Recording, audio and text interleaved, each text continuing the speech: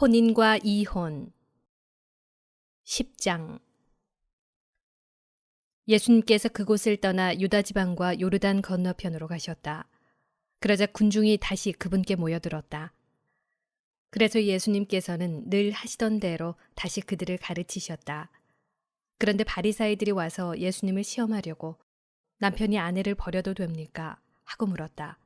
예수님께서 그들에게 모세는 너희에게 어떻게 하라고 명령하였느냐 하고 되물으시니 그들이 이혼장을 써주고 아내를 버리는 것을 모세는 허락하였습니다 하고 대답하였다.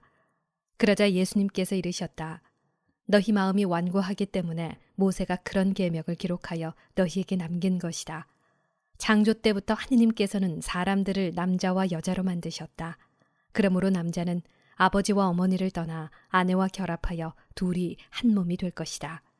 따라서 그들은 이제 둘이 아니라 한 몸이다. 하느님께서 맺어주신 것을 사람이 갈라놓아서는 안 된다. 집에 들어갔을 때에 제자들이 그 일에 관하여 다시 묻자 예수님께서 그들에게 말씀하셨다. 누구든지 아내를 버리고 다른 여자와 혼인하면 그 아내를 두고 간음하는 것이다. 또한 아내가 남편을 버리고 다른 남자와 혼인하여도 간음하는 것이다. 어린이들을 사랑하시다. 사람들이 어린이들을 예수님께 데리고 와서 그들을 쓰다듬어 달라고 하였다. 그러자 제자들이 사람들을 꾸짖었다. 예수님께서는 그것을 보시고 언짢아 하시며 제자들에게 이르셨다. 어린이들이 나에게 오는 것을 막지 말고 그냥 놓아두어라. 사실 하느님의 나라는 이 어린이들과 같은 사람들의 것이다. 내가 진실로 너희에게 말한다. 어린이와 같이 하느님의 나라를 받아들이지 않는 자는 결코 그곳에 들어가지 못한다. 그러고 나서 어린이들을 끌어안으시고 그들에게 손을 얹어 축복해 주셨다. 하느님의 나라와 부자. 예수님께서 길을 떠나시는데 어떤 사람이 달려와 그분 앞에 무릎을 꿇고 선하신 스승님, 제가 영원한 생명을 받으려면 무엇을 해야 합니까? 하고 물었다. 그러자 예수님께서 그에게 이르셨다. 어찌하여 나를 선하다고 하느냐? 하느님 한 분 외에는 아무도 선하지 않다. 너는 계명들을 알고 있지 않느냐?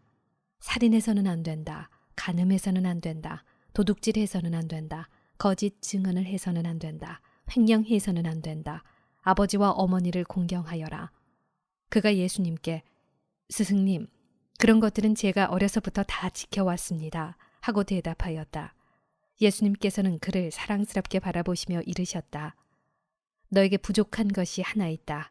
가서 가진 것을 팔아 가난한 이들에게 주어라. 그러면 내가 하늘에서 보물을 차지하게 될 것이다.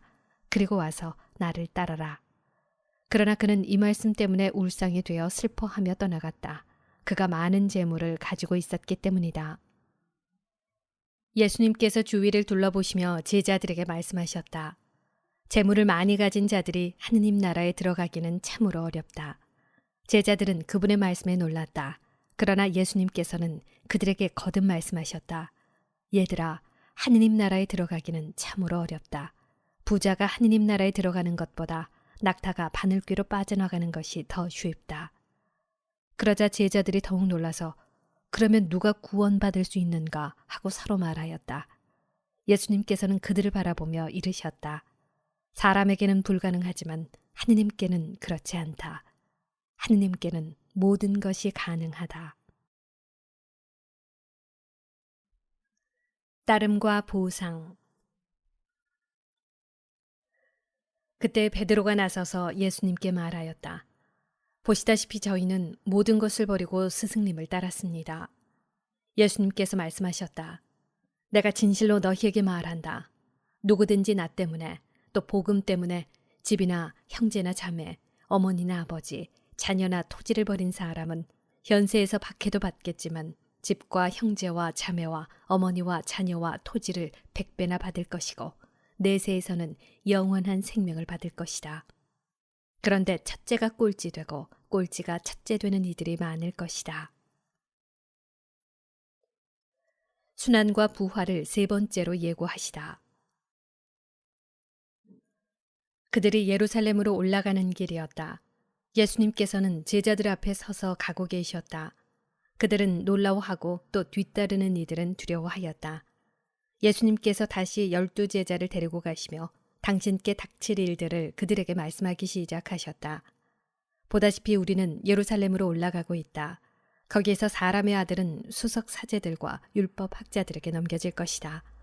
그러면 그들은 사람의 아들에게 사형을 선고하고 그를 다른 민족 사람들에게 넘겨 조롱하고 침뱉고 채찍질하고 나서 죽이게 할 것이다. 그러나 사람의 아들은 사흘 만에 다시 살아날 것이다. 출세와 섬김. 제베데오의 두 아들 야고보와 요한이 예수님께 다가와 스승님, 저희가 스승님께 청하는 대로 저희에게 해주시기를 바랍니다 하고 말하였다. 예수님께서 그들에게 내가 너희에게 무엇을 해주기를 바라느냐 하고 물으시자 그들이 스승님께서 영광을 받으실 때에 저희를 하나는 스승님 오른쪽에 하나는 왼쪽에 앉게 해 주십시오 하고 대답하였다. 예수님께서 그들에게 너희는 너희가 무엇을 청하는지 알지도 못한다.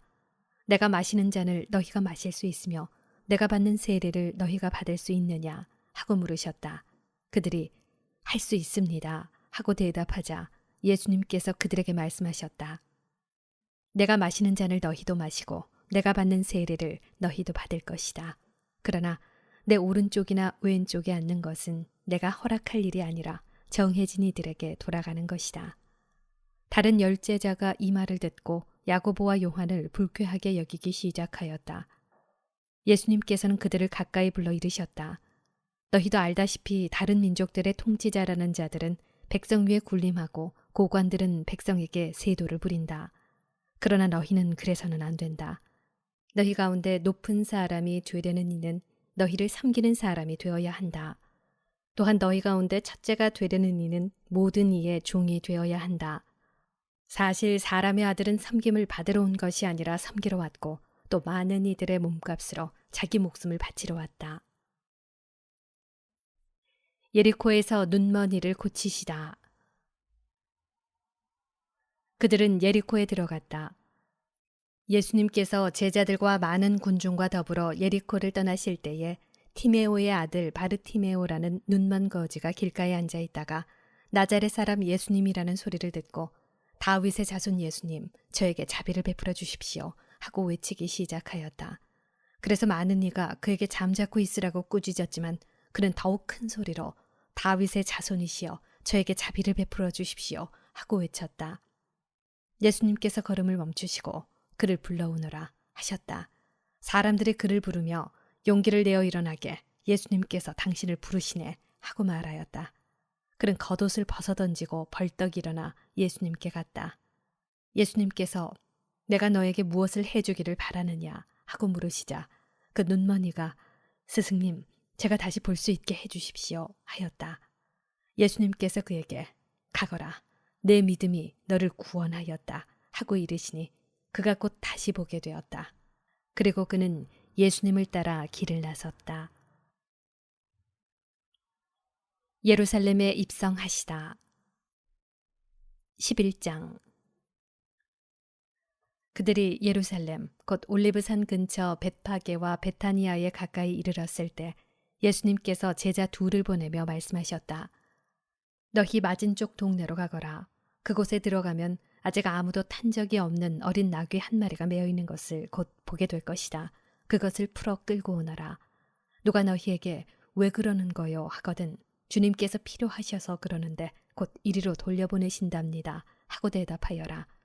그들이 가서 보니 과연 어린 나귀 한 마리가 바깥 길 쪽으로 난 문 곁에 매여 있었다. 그래서 제자들이 그것을 푸는데 거기에 서 있던 이들 가운데 몇 사람이 왜 그 어린 나귀를 푸는 거요 하고 물었다. 제자들이 예수님께서 일러주신 대로 말하였더니 그들이 막지 않았다. 제자들은 그 어린 나귀를 예수님께 끌고 와서 그 위에 자기들의 겉옷을 얹어 놓았다. 예수님께서 그 위에 올라앉으시자 많은 이가 자기들의 겉옷을 길에 깔았다. 또 어떤 이들은 들에서 잎이 많은 나뭇가지를 꺾어다가 깔았다. 그리고 앞서가는 이들과 뒤따라가는 이들이 외쳤다. 호산나, 주님의 이름으로 오시는 분은 복되시어라. 다가오는 우리 조상의 다윗의 나라는 복되어라. 지극히 높은 곳에 호산나. 이윽고 예수님께서 예루살렘에 이르러 성전에 들어가셨다. 그리고 그곳의 모든 것을 둘러보신 다음 날이 이미 저물었으므로 12제자와 함께 베타니아로 나가셨다. 무화과 나무를 저주하시다. 이튿날 그들이 베타니아에서 나올 때에 예수님께서는 시장하셨다. 마침 잎이 무성한 무화과 나무를 멀리서 보시고 혹시 그 나무에 무엇이 달렸을까 하여 가까이 가보셨지만 잎사귀 밖에는 아무것도 보이지 않았다. 무화과 철이 아니었기 때문이다. 예수님께서는 그 나무를 향하여 이르셨다. 이제부터 영원히 어느 누구도 너에게서 열매를 따먹는 일이 없을 것이다. 제자들도 이 말씀을 들었다. 성전을 정화하시다. 그들은 예루살렘으로 갔다. 예수님께서는 성전에 들어가시어 그곳에서 사고팔고 하는 자들을 쫓아내기 시작하셨다. 환전상들의 탁자와 비둘기 장수들의 의자도 둘러엎으셨다. 또한 아무도 성전을 가로질러 물건을 나르지 못하게 하셨다. 그리고 그들을 가르치시며 이렇게 말씀하셨다. 나의 집은 모든 민족들을 위한 기도의 집이라고 불릴 것이다 라고 기록되어 있지 않느냐. 그런데 너희는 이곳을 강도들의 소굴로 만들어버렸다. 수석 사제들과 율법학자들은 이 말씀을 듣고 그분을 없앨 방법을 찾았다. 군중이 모두 그분의 가르침에 감탄하는 것을 보고 그분을 두려워하였던 것이다. 날이 저물자 예수님과 제자들은 성 밖으로 나갔다. 말라버린 무화과 나무의 교훈. 이른 아침에 그들이 길을 가다가 그 무화과 나무가 뿌리째 말라있는 것을 보았다. 베드로가 문득 생각이 나서 예수님께 말하였다. 스승님 보십시오. 스승님께서 저주하신 무화과 나무가 말라버렸습니다. 그러자 예수님께서 제자들에게 말씀하셨다. 하느님을 믿어라. 내가 진실로 너희에게 말한다. 누구든지 이 산더러 들려서 저 바다에 빠져라 하면서 마음속으로 의심하지 않고 자기가 말하는 대로 이루어진다고 믿으면 그대로 될 것이다. 그러므로 내가 너희에게 말한다. 너희가 기도하며 청하는 것이 무엇이든 그것을 이미 받은 줄로 믿어라. 그러면 너희에게 그대로 이루어질 것이다. 너희가 서서 기도할 때에 누군가에게 반감을 품고 있거든 용서하여라. 그래야 하늘에 계신 너희 아버지께서도 너희의 잘못을 용서해 주신다. 너희가 용서하지 않으면 하늘에 계신 너희 아버지께서도 너희의 허물을 용서하지 않으실 것이다. 예수님의 권한을 문제 삼다. 그들은 다시 예루살렘으로 갔다. 예수님께서 성전 뜰을 거닐고 계실 때 수석 사제들과 율법 학자들과 원로들이 와서 예수님께 말하였다. 당신은 무슨 권한으로 이런 일을 하는 것이요? 또 누가 당신에게 이런 일을 할 수 있는 권한을 주었소? 그러자 예수님께서 그들에게 이르셨다. 너희에게 한 가지 물을 터이니 대답해 보아라. 그러면 내가 무슨 권한으로 이런 일을 하는지 너희에게 말해 주겠다. 요한의 세례가 하늘에서 온 것이냐 아니면 사람에게서 온 것이냐 대답해 보아라. 그들은 저희끼리 의논하였다. 하늘에서 왔다 하면 어찌하여 그를 믿지 않았느냐 하고 말할 터이니 사람에게서 왔다 할까. 그러나 군중이 모두 요한을 참 예언자로 여기고 있었기 때문에 군중을 두려워하여 예수님께 모르겠소 하고 대답하였다. 그러자 예수님께서 그들에게 이르셨다. 나도 무슨 권한으로 이런 일을 하는지 너희에게 말하지 않겠다. 포도밭 소작인의 비유 12장. 예수님께서 그들에게 비유를 들어 말씀하기 시작하셨다. 어떤 사람이 포도밭을 일구어 울타리를 둘러치고 포도 확을 파고 탑을 세웠다. 그리고 소작인들에게 내주고 멀리 떠났다. 포도철이 되자 그는 소작인들에게 종 하나를 보내어 소작인들에게서 포도밭 소출의 얼마를 받아오라고 하였다. 그런데 소작인들은 그를 붙잡아 매질하고서는 빈손으로 돌려보냈다. 주인이 그들에게 다시 다른 종을 보냈지만 그들은 그 종의 머리를 쳐서 상처를 입히고 모욕하였다. 그리고 주인이 또 다른 종을 보냈더니 그 종을 죽여버렸다. 그 뒤에 또 많은 종을 보냈지만 덜어는 매질하고 덜어는 죽여버렸다. 이제 주인에게는 오직 하나 사랑하는 아들만 남았다. 그는 마지막으로 내 아들이야 존중해 주겠지 하며 그들에게 아들을 보냈다. 그러나 소작인들은 저자가 상속자다. 자, 저자를 죽여버리자. 그러면 이 상속 재산이 우리 차지가 될 것이다. 하고 저희끼리 말하면서 그를 붙잡아 죽이고는 포도밭 밖으로 던져버렸다. 그러니 포도밭 주인은 어떻게 하겠느냐. 그는 돌아와 그 소작인들을 없애버리고 포도밭을 다른 이들에게 줄 것이다. 너희는 이 성경 말씀을 읽어본 적이 없느냐. 집 짓는 이들이 내버린 돌, 그 돌이 모퉁이의 머릿돌이 되었네. 이는 주님께서 이루신 일, 우리 눈에 놀랍기만 하네. 그들은 예수님께서 자기들을 두고 이 비유를 말씀하신 것을 알아차리고 그분을 붙잡으려고 하였으나 군중이 두려워 그분을 그대로 두고 떠나갔다. 황제에게 세금을 내는 문제. 그 뒤에 그들은 예수님께 말로 올무를 씌우려고 바리사이들과 헤로데 당원 몇 사람을 보냈다. 그들이 와서 예수님께 말하였다. 스승님, 저희는 스승님께서 진실하시고 아무도 꺼리지 않으시는 분이라는 것을 압니다. 과연 스승님은 사람을 그 신분에 따라 판단하지 않으시고 하느님의 길을 참되게 가르치십니다.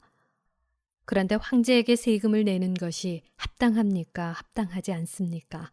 바쳐야 합니까? 바치지 말아야 합니까? 예수님께서는 그들의 위선을 아시고 그들에게 말씀하셨다. 너희는 어찌하여 나를 시험하느냐? 데나리온 한 잎을 가져다 보여다오. 그들이 그것을 가져오자 예수님께서 이 초상과 글자가 누구의 것이냐 하고 물으셨다. 그들이 황제의 것입니다 하고 대답하였다. 이에 예수님께서 그들에게 이르셨다. 황제의 것은 황제에게 돌려주고 하느님의 것은 하느님께 돌려드려라. 그들은 예수님께 매우 감탄하였다. 부활 논쟁. 부활이 없다고 주장하는 사두가이들이 예수님께 와서 물었다. 스승님, 모세는 어떤 사람의 형제가 자식 없이 아내만 두고 죽으면 그 사람이 죽은 이의 아내를 맞아들여 형제의 후사를 일으켜 주어야 한다고 저희를 위하여 기록해 놓았습니다. 그런데 7 형제가 있었습니다. 마지가 아내를 맞아들였는데 후사를 남기지 못하고 죽었습니다. 그래서 둘째가 그 여자를 맞아들였지만 후사를 두지 못한 채 죽었고 셋째도 그러하였습니다. 이렇게 7이 모두 후사를 남기지 못하였습니다. 맨 마지막으로 그 부인도 죽었습니다. 그러면 그들이 다시 살아나는 부활 때에 그 여자는 그들 가운데 누구의 아내가 되겠습니까? 7이 다 그 여자를 아내로 맞아들였으니 말입니다. 예수님께서 그들에게 이르셨다. 너희가 성경도 모르고 하느님의 능력도 모르니까 그렇게 잘못 생각하는 것이 아니냐. 사람들이 죽은 이들 가운데에서 다시 살아날 때에는 장가드는 일도 시집가는 일도 없이 하늘에 있는 천사들과 같아진다. 그리고 죽은 이들이 되살아난다는 사실에 관해서는 모세의 책에 있는 떨기나무 대목에서 하느님께서 모세에게 어떻게 말씀하셨는지 읽어보지 않았느냐. 나는 아브라함의 하느님, 이삭의 하느님, 야곱의 하느님이다 하고 말씀하셨다. 그분께서는 죽은 이들의 하느님이 아니라 산 이들의 하느님이시다. 너희는 크게 잘못 생각하는 것이다. 가장 큰 계명. 율법학자 한 사람이 이렇게 그들이 토론하는 것을 듣고 있다가 예수님께서 대답을 잘 하시는 것을 보고 그분께 다가와 모든 계명 가운데에서 첫째 가는 계명은 무엇입니까? 하고 물었다. 예수님께서 대답하셨다. 첫째는 이것이다. 이스라엘아, 들어라. 주 우리 하느님은 한 분이신 주님이시다. 그러므로 너는 마음을 다하고 목숨을 다하고 정신을 다하고 힘을 다하여 주 너의 하느님을 사랑해야 한다. 둘째는 이것이다. 내 이웃을 너 자신처럼 사랑해야 한다. 이보다 더 큰 계명은 없다. 그러자 율법학자가 예수님께 말하였다. 훌륭하십니다, 스승님. 그분은 한 분뿐이시고 그 밖에 다른 이가 없다 하시니 과연 옳은 말씀이십니다. 또 마음을 다하고 생각을 다하고 힘을 다하여 그분을 사랑하는 것과 이웃을 자기 자신처럼 사랑하는 것이 모든 번제물과 희생제물보다 낫습니다. 예수님께서는 그가 슬기롭게 대답하시는 것을 보시고 그에게 너는 하느님의 나라에서 멀리 있지 않다 하고 이르셨다. 그 뒤에는 어느 누구도 감히 그분께 묻지 못하였다. 다윗의 자손이시며 주님이신 예수 그리스도. 예수님께서는 성전에서 가르치시며 말씀하셨다. 어찌하여 율법 학자들은 메시아가 다윗의 자손이라고 말하느냐. 다윗 자신이 성령의 도움으로 말하였다. 주님께서 내 주님께 말씀하셨다. 내 오른쪽에 앉아라. 내가 너의 원수들을 내 발 아래 잡아놓을 때까지. 이렇듯 다윗 스스로 메시아를 주님이라고 말하는데 어떻게 메시아가 다윗의 자손이 되느냐. 많은 군중이 예수님의 말씀을 기쁘게 들었다. 율법 학자들을 조심하여라. 예수님께서는 가르치시면서 이렇게 이르셨다. 율법 학자들을 조심하여라.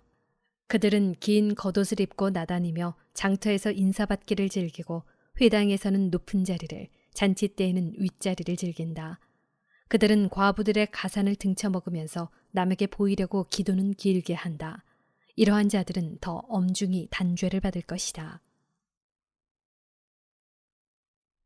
가난한 과부의 헌금.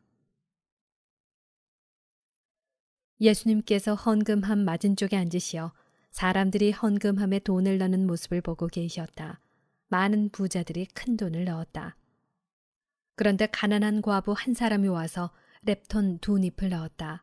그것은 쿼드란스 한 잎인 셈이다. 예수님께서 제자들을 가까이 불러 이르셨다. 내가 진실로 너희에게 말한다. 저 가난한 과부가 헌금함에 돈을 넣은 다른 모든 사람보다 더 많이 넣었다. 저들은 모두 풍족한 데에서 얼마씩 넣었지만 저 과부는 궁핍한 가운데에서 가진 것을 곧 생활비를 모두 다 넣었기 때문이다.